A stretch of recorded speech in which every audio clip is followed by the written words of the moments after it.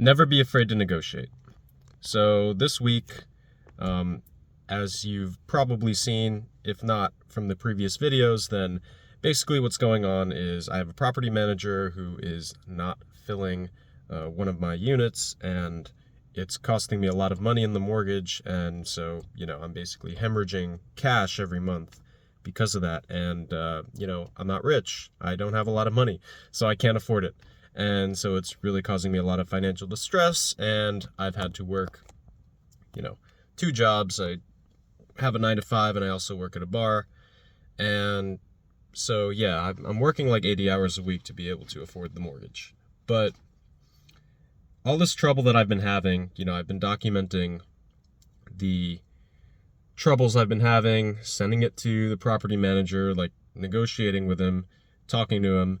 And finally, I got on a phone call with him yesterday because he had me sign an agreement, and I wouldn't have signed it if I knew ahead of time. But that's for a different video, where it basically is set up such that I can't break the agreement until after 1 year of using him, right? And this is not really typical of property managers. They usually have like a 30-day or 60-day like clause or whatever that starts immediately. But yeah, and so I was like, oh shit, I'm stuck.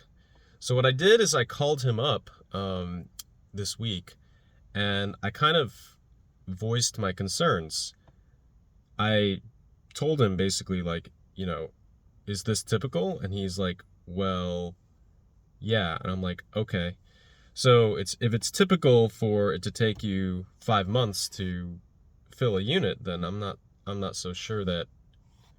I put this in more polite terms at the time. I forget what words I used, but I basically kind of said, I'm not so sure how good you are at your job. And that's the truth. And then he kind of doubled back on it. It was like, well, okay, it's not really typical. It's like, blah, blah, blah. And I'm like, okay, fine. So what about that window? Like, I started just bringing up all these things that he kind of knows he should have been doing, right? And then also I said also the lockbox that, you said you would take off the door so that people wouldn't know that it's vacant and they won't steal AC units out of, the frickin' wall. He was like, oh, yeah, I meant to get to that. And I'm like, listen, it's not a big, he's like, he was telling me like, oh, I didn't think that would be such a big deal, but if it's freaking you out, I'm like, listen, it's not freaking me out. It's just, I think it's a symptom of a larger issue of you not really taking the time that needs to be taken to manage this property.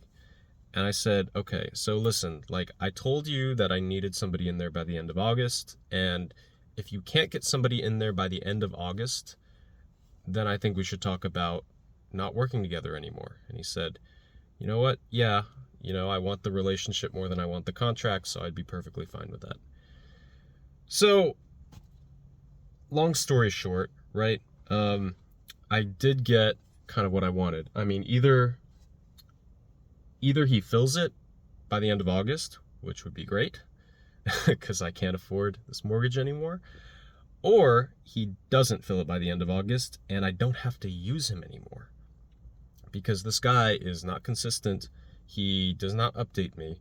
I mean, to give you a good example, like it's been 6 days since I had that negotiation with him. I haven't heard a word from him, whether it was about, repairing the window that he didn't repair, that his guys did not repair correctly, or finding people for that unit. Like, I haven't heard a word.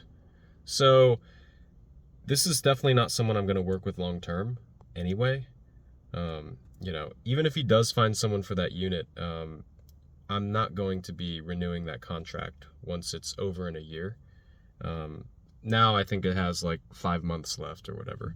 But yeah, I mean, it's really just, yeah. The thing is, people don't really change, right? So I don't expect anything I say to change him, right? It may change his behavior temporarily. Maybe, I could tell him I'm dissatisfied, and he's going to be like, oh no, I'm going to lose a customer, and now I need to get my A game together. And he'll get back together, maybe, or he won't, and I won't use him anymore. But even if he does, I know that it's just human nature to revert back to your old ways.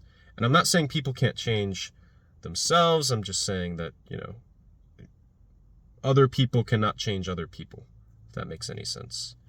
That's just my personal philosophy on that. So I won't be using him long term anyway. He's kind of broken my trust in that regard. But yeah, the main lesson in what I got out of this week was don't be afraid to negotiate. Even if you are in a legally binding contract, you can always negotiate the contract, and you might be surprised what people might say. The worst they can say is, no, we're holding you to the contract. And that's exactly the same place you were in before, right? But if you negotiate correctly and, don't say anything really personal, don't insult them, but just kind of state where you are and state why you want what you want, present a reasonable case. A lot of times people can be pretty reasonable. So yeah. Anyway, that's all for this week, and tune in next week. See ya.